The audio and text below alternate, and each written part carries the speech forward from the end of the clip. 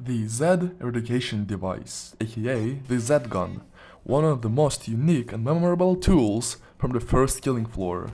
The Z.E.D stood out among the rest of the weapons, and that meant that people wanted more of it, and that led to other two models of the weapon being produced.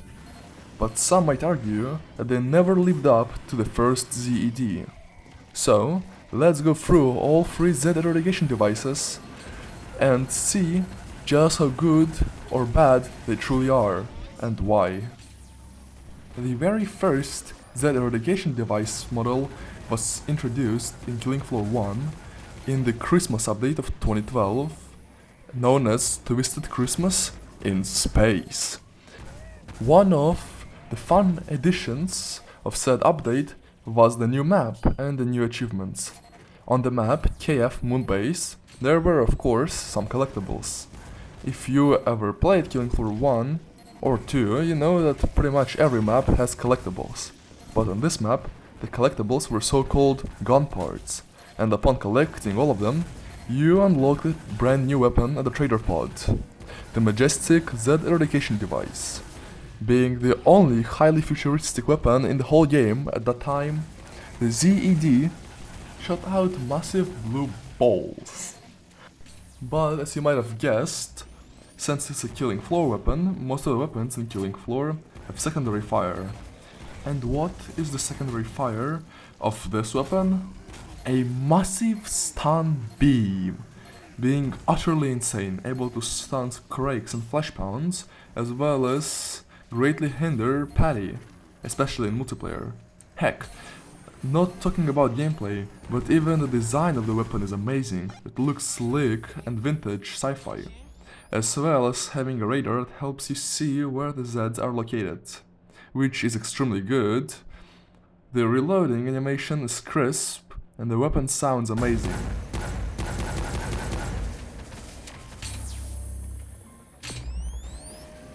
Alright, well, for such a great and unique weapon, what are the downsides?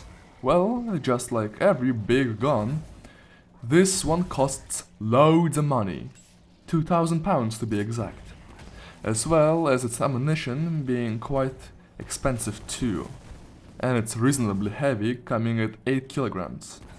Seeing how high this one set up the floor for a good Z.E.D weapon, let's see how the others delivered.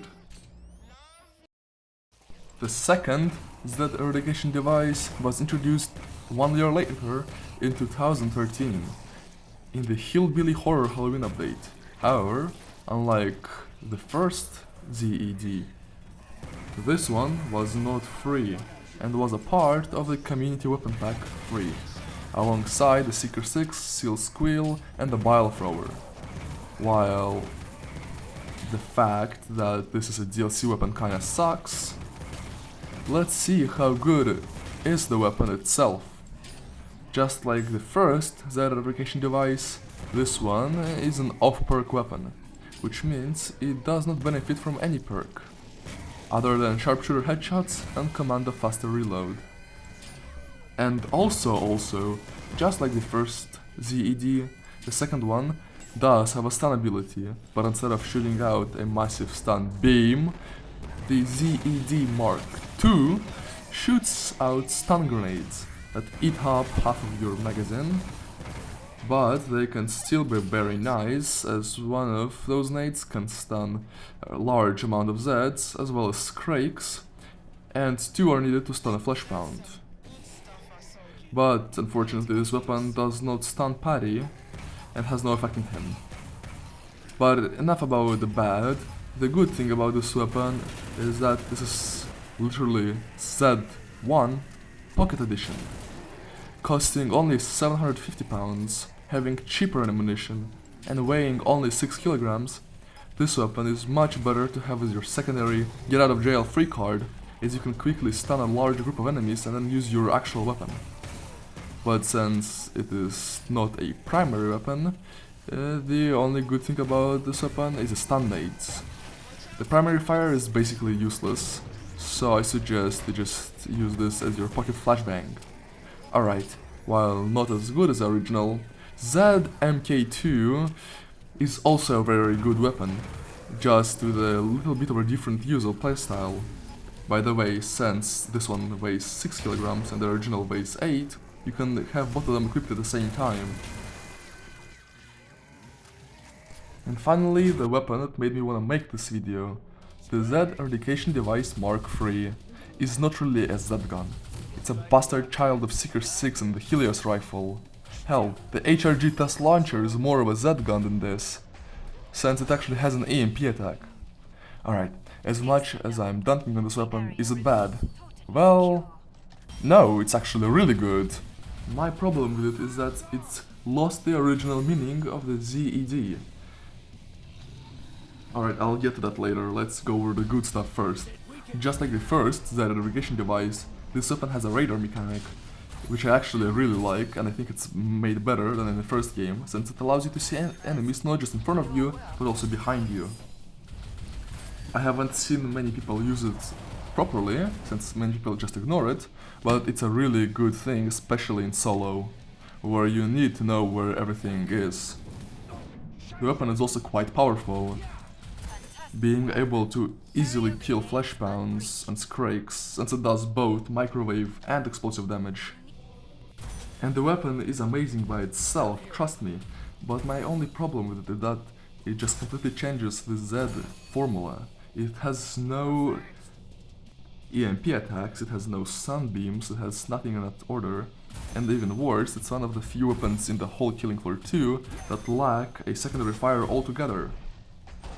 It's just a hold one button to see a wave of Zeds disappear kind of weapon. And while there's nothing wrong with that, it just kind of misses the point.